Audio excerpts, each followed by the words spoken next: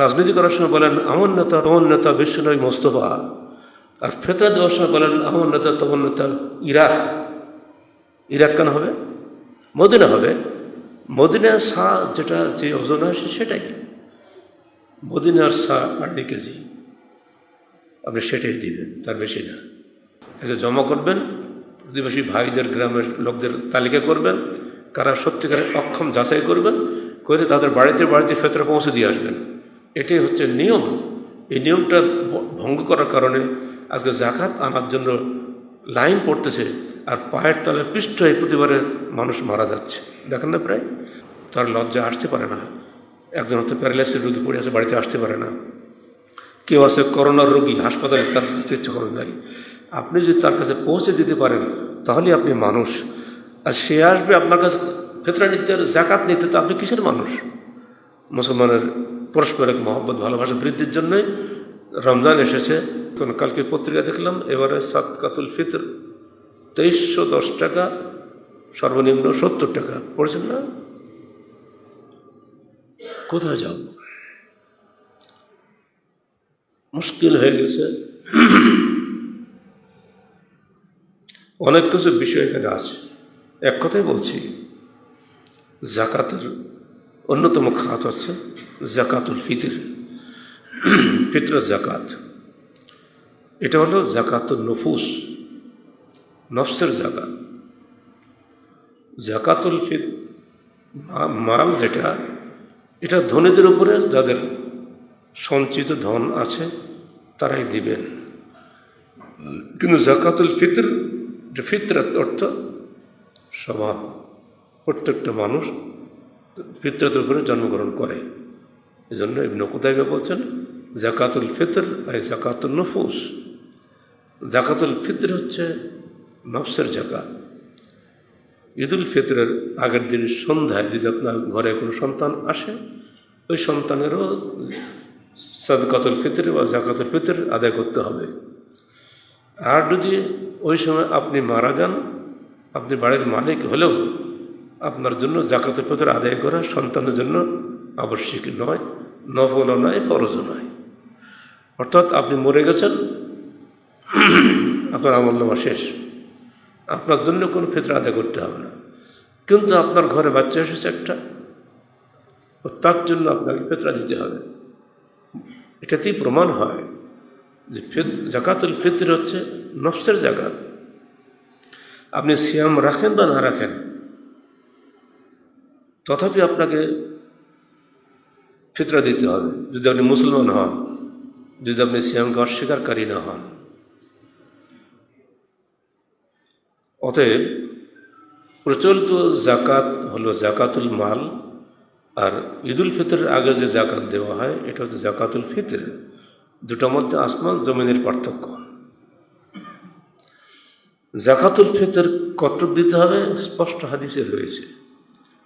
আন ইবনে উমর রাদিয়াল্লাহু আনহু قال فرض رسول الله صلى الله عليه وسلم زكاة الفطر صاعا من تمر أو صاعا من شعير على الحر والعبد والذكر والأنثى من المسلمين متفق عليه।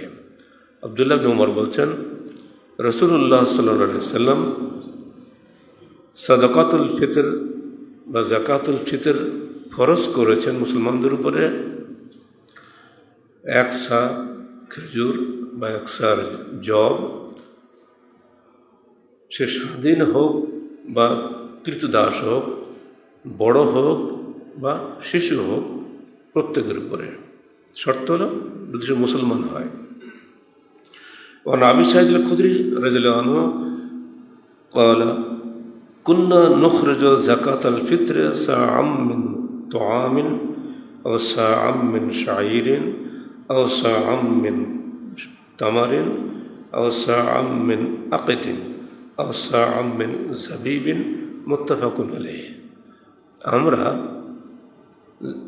সাদাকাতুল ফিতর বের করতাম 1 সা খাদ্যশস্য দিয়ে, 1 সা জব দিয়ে, 1 সা খেজুর দিয়ে, 1 সা পনির দিয়ে, অথবা 1 সা ছাতু দিয়ে, কিশমিশ দিয়ে, মুত্তাফাকুন আলাইহি। এই যে আও মানে অথবা, প্রত্যেকটা বলা আছে অথবা। এই অথবা অর্থ যদি এবং করি তাহলে এই সবগুলো আপনাকে দিতে হবে। খেজুর, কি বলে, জব, পনির, কিশমিশ, পনির সবগুলো একসাথে করে আপনাকে যত হয়, এরপরও তম যেহেতু আছে চাউলও দিতে হবে, সব মিলে যত কেজি হয় সব দিতে হবে। আসলে এখানে আও অর্থ অথবা, এই সহজ সরল আরবি বোঝেন না এমন কোনো মানুষ আছে কিনা সন্দেহ। অ মানে এবং, আও মানে অথবা। এইখানে গিয়েই ইসলামিক ফাউন্ডেশনের আলেমরা যে কীভাবে চিন্তা করলেন আল্লাহ ভালো জানেন। তারা ধারণা করে নিয়েছেন এ প্রত্যেকটা দিতে হবে। কিশমিশের দাম যত তত দিতে হবে, চাউলের দাম যত তত দিতে হবে। চাউলের দাম যেহেতু কম, অত 70 টাকা। এখানে একটা হিসাব আছে। গম দিলে অর্ধ সা দিতে হবে, অন্যগুলো দিলে 1 সা দিতে হবে। কতটা মারাত্মক ভ্রান্তি! বুখারী শরীফের 1530 নম্বর হাদিসটা পড়ুন, ফাতুল বারীর 3য় খণ্ড 430 থেকে 38 পৃষ্ঠা পড়ুন, বিস্তারিত আলোচনা পাবেন। পড়াশোনা করে দেখেন কি বলা হচ্ছে। এতে সাধারণ জ্ঞানেই বোঝায় অথবা অথবা অথবা। আপনাদের তৎকালীন সমাজে তাম ছিল, খাদ্য ছিল, এগুলো তো খাদ্য ছিল। আল্লাহ রসুলের জমানায় মদিনায় গম ছিল না। অনেক পরে 40 হিজরি পরে যখন আমির মুআবিয়া খলিফা হলেন, তখন মদিনায় গম এসেছে। যেহেতু নতুন জিনিস যেটা আমদানি হয় তার দাম বেশি হয়, তো গমের দাম খুব বেশি চিন্তা করে উনি বললেন, তোমরা 1 সা খেজুরের বদলে অর্ধ সা গম দিতে পারো। এটা ছিল তার ইজতিহাদ। সেখানেই উপস্থিত সাহাবায়ে কেরাম বিরোধিতা করেছিলেন। বিশেষ করে আবু সাঈদ খুদরি খুতবা অবস্থাতেই তার কাপড় টেনে ধরেছিলেন। এই মেম্বারে দাঁড়িয়ে আমার রসুল বলছে 1 সা খাদ্যদ্রব্য দিতে, তুমি বলছো অর্ধ সা গম দিতে, তোমার কথা আমরা মানি না। আমির মুআবিয়া আমির হওয়া সত্ত্বেও এটা আদৌ কিন্তু কিছু মনে করেন নাই, যে আসলে তো সেটাই। যদি এটাকে প্রশাসনের নির্দেশ বলে তিনি বলতেন, তাহলে সবাইকে বাধ্য হয়ে ওই অর্ধ সা গমই দেওয়া লাগতো। তা এখন তো দেয়নি কেউ। 1500 বছর পরে এসেও যদি আমরা সেই একই আচরণ করি, হাদিস পরিষ্কার থাকতেও, তো মানুষ তো আলেমদেরকে ক্ষমা করবে না। এখন তো সব অনুবাদ হয়ে গেছে, মানুষ তো বোকা নেই। তৎকালীন সময়ের খাদ্যবস্তু ছিল এই 4-5টা, সেগুলো সাহাবীগণ ব্যাখ্যা দিচ্ছেন। বাংলাদেশের খাদ্যবস্তু যে কোনো পাগলও বলবে প্রধান খাদ্য চাউল। হ্যাঁ, আমরা গম খাই, শখ করি, রুটি খাই, শখ করি। এটা নিয়মিত খাদ্য নয়। ধনী হই গরিব হই সবাই আমরা ভাত খাই। এই সাধারণ বুঝটা বুঝতে হবে। হানাফি মযহাবের প্রখ্যাত আলেম, মিরকাতুল মাফাতিহের লেখক, মিশকাতের আরবি ভাষ্যকার মোল্লা আলী কারি হানাফি, তিনি আও এর ব্যাখ্যা দিচ্ছেন কি, এটা হলে দেখেন।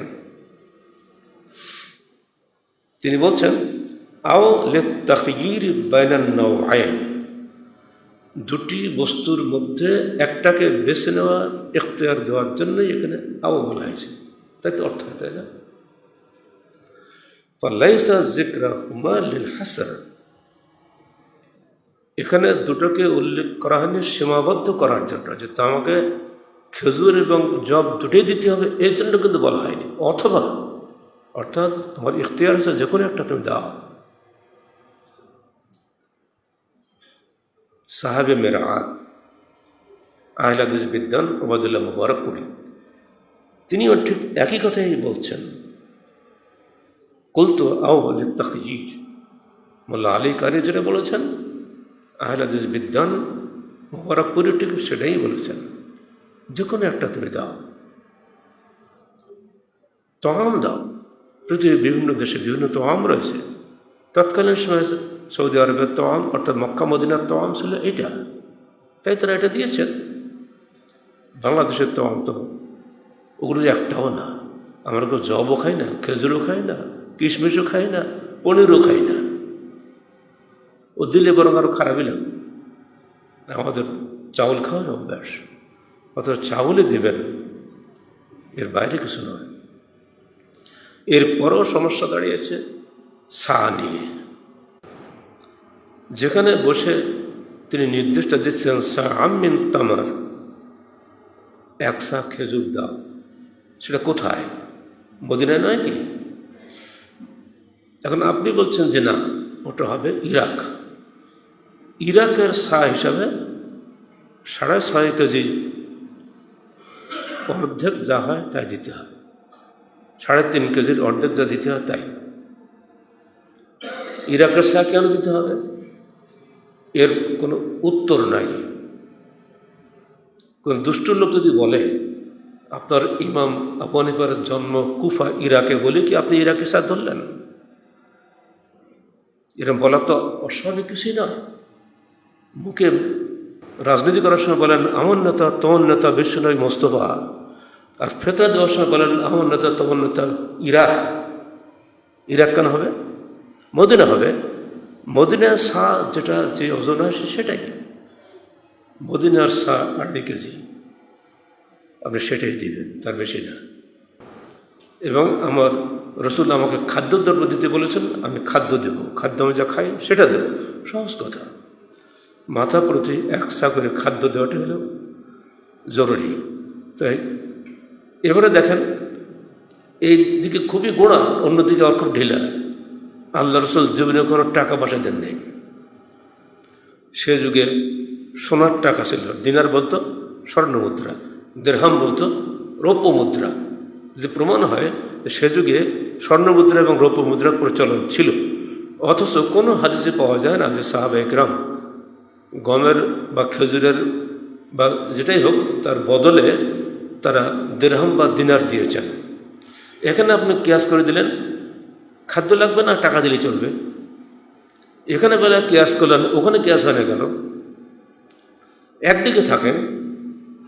অত ইসলামিক ফাউন্ডেশনের এই সিদ্ধান্ত জনগণের জন্য আদৌ পালনযোগ্য নয়। আমাদের জন্য পালনযোগ্য হল রসুলের হাদিস এবং সাহাবায়ে কেরামের আমল, তার বাইরে কিছুই নয়। এটা আমরা পরিষ্কারভাবে বলে দিচ্ছি যে 2310 টাকা আদৌ দেবেন না, 70 টাকাও দেবেন না। আপনি নওদাপাড়া বাজারে আপনি নিজে যে মানের চাউল খান, ওই মানের চাউল আপনি আল্লাহকে দিবেন। আপনি উন্নত মানের চাউল খাচ্ছেন, উন্নত মানের চাউল আপনি দিবেন, কোনো সমস্যা নেই। জামাইবাবু এসেছে বাড়িতে, শ্বশুর শাশুড়ি, খাবার কিচ্ছু নাই। যদি বলে বাবা রান্না বান্না খুব কষ্ট, 100 টাকা দিচ্ছে, তুমি আমাদের বাজার থেকে খেয়ে আসো। ও শাশুড়ি মানে কী বলে, ওই জামাই যদি মানুষ হয় জীবনে আরও শ্বশুর বাড়িতে আসবে। কিন্তু শাশুড়ি যদি কোনো মতে একটা আলু ভর্তা করেও যদি তাকে খাওয়ায় আদর করে, ওটাই তার কাছে সবচেয়ে বড় পাওয়া নয় কি? আপনি যা খান সেটা আল্লাহকে দিবেন, এটা মহব্বতের ব্যাপার। আল্লাহ আমাকে দেওয়ার ক্ষমতা দিয়েছেন। যার বাড়িতে একদিনে খাবার আছে তিনি ফেতরা দেবে, তার কিছু না সে দেবে কোত্থেকে? ধনীরা ফেতরা খাবে না, ধনীদের ফেতরা গরিবরা পাবে, গরিবরা যা দেবে তার চেয়ে বেশি, বহু গুণ সে বেশি পাবে।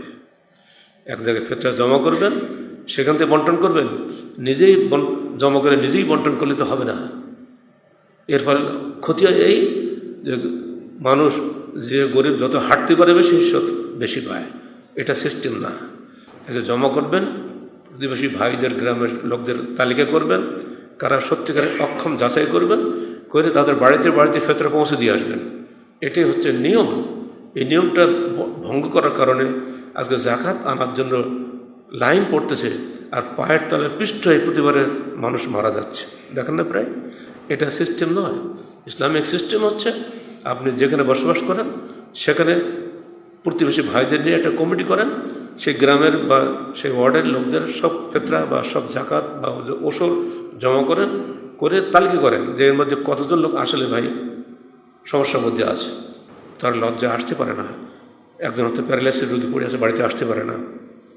কেউ আছে করোনার রোগী, হাসপাতালে তার চিকিৎসা করেন নাই। আপনি যদি তার কাছে পৌঁছে দিতে পারেন তাহলে আপনি মানুষ। আর সে আসবে আপনার কাছে ফেতরা নিতে, জাকাত নিতে, তো আপনি কিসের মানুষ? মুসলমানের পরস্পরের মহব্বত ভালোবাসা বৃদ্ধির জন্যই রমজান এসেছে। আল্লাহ রসুলের ভাষায় ওবা শাহরুল সাবরে শাহরুল মুআসা, রমজান হচ্ছে সবরের মাস, সহানুভূতির মাস। এই সবর এবং সহানুভূতি দুটোই আমাদের হারিয়ে গেছে। এটা হারিয়ে গেলে চলবে না, এগুলি পুনরুদ্ধার করতে হবে। আবার আপনাদেরকে বলছি, আল্লাহকে উত্তম ঋণ দেন। আল্লাহ উত্তম ঋণ চাচ্ছেন।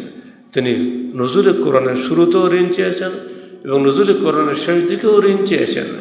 পুরো ইসলামের জীবনটি হচ্ছে আল্লাহকে উত্তম ঋণ দেওয়ার জীবন। যিনি যতটুকু ঋণ দিতে পারবেন তিনি তার চেয়ে বহুগুণ বেশি আল্লাহর কাছে ফেরত পাবেন। বেশি বেশি তেলাওয়াত করুন, বেশি বেশি ইবাদত করুন, বেশি বেশি সাদাকা করুন, বেশি বেশি সহযোগিতা করুন, সহমর্মিতা করুন। ইনশাআল্লাহ আপনি এর বহুগুণ বেশি পাবেন।